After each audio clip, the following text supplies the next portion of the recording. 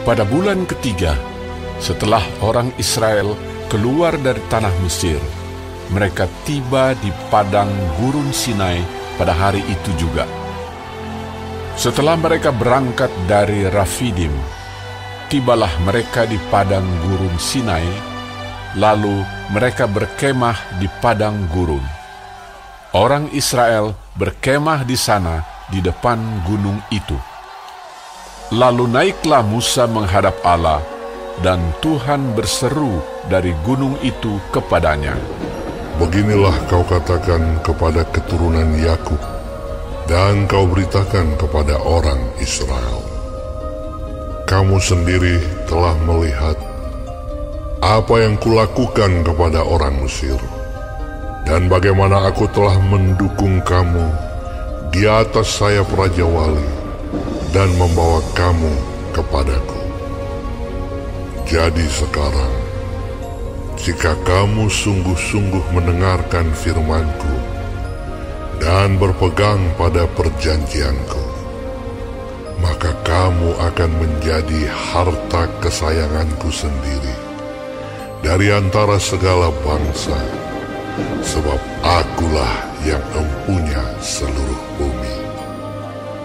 Kamu akan menjadi bagiku kerajaan imam dan bangsa yang kudus.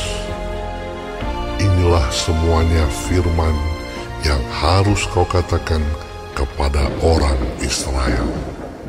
Lalu datanglah Musa dan memanggil para tua-tua bangsa itu dan membawa ke depan mereka segala firman yang diperintahkan Tuhan kepadanya. Seluruh bangsa itu menjawab bersama-sama, "Segala yang difirmankan Tuhan akan kami lakukan."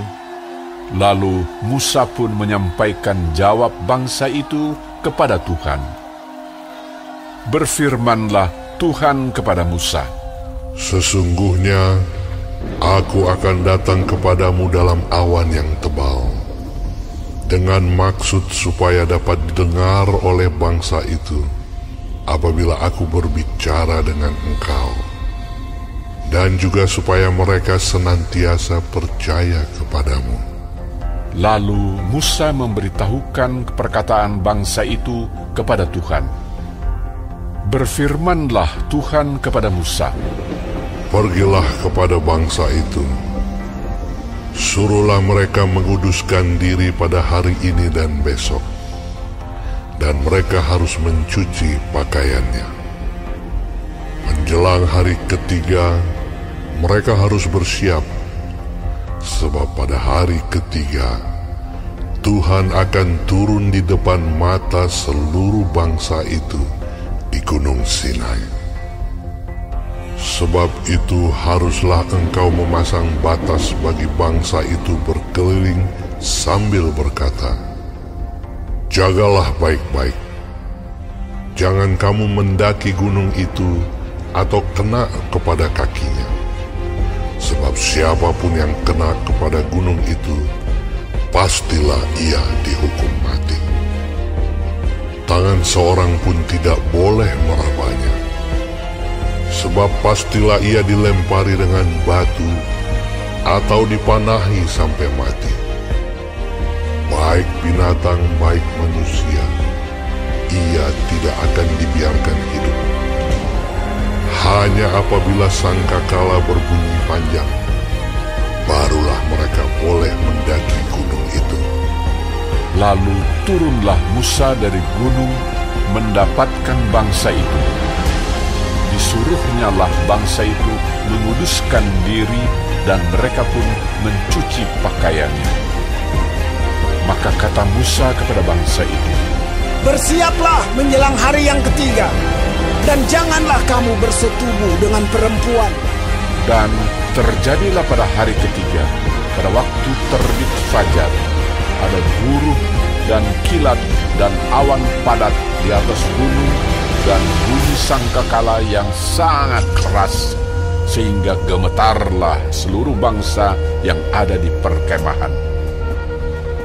Lalu Musa membawa bangsa itu keluar dari perkemahan untuk menjumpai Allah, dan berdirilah mereka pada kaki gunung. Gunung Sinai ditutupi seluruhnya dengan asap, karena Tuhan turun ke atasnya dalam api.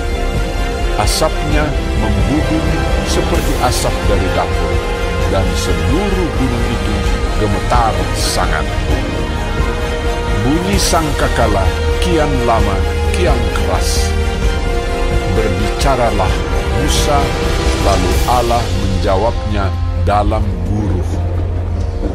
Lalu turunlah Tuhan ke atas gunung Sinai, ke atas puncak gunung itu.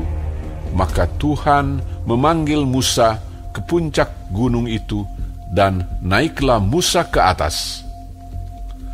Kemudian Tuhan berfirman kepada Musa, "Turunlah, peringatkanlah kepada bangsa itu, supaya mereka jangan menembus mendapatkan Tuhan hendak melihat-lihat. Sebab tentulah banyak dari mereka akan binasa. Juga para imam yang datang mendekat kepada Tuhan haruslah menguduskan dirinya, supaya Tuhan jangan melanda mereka." Lalu berkatalah Musa kepada Tuhan, Tidak akan mungkin bangsa itu mendaki gunung Sinai ini, sebab Engkau sendiri telah memperingatkan kepada kami. Demikian, pasanglah batas sekeliling gunung itu, dan nyatakanlah itu kudus. Lalu Tuhan berfirman kepadanya, "Pergilah, turunlah, kemudian naiklah pula, engkau beserta Harun. Tetapi para imam dan rakyat tidak boleh menembus untuk mendaki menghadap Tuhan, supaya mereka jangan dilandanya." Lalu turunlah Musa mendapatkan bangsa itu dan menyatakan hal itu kepada mereka.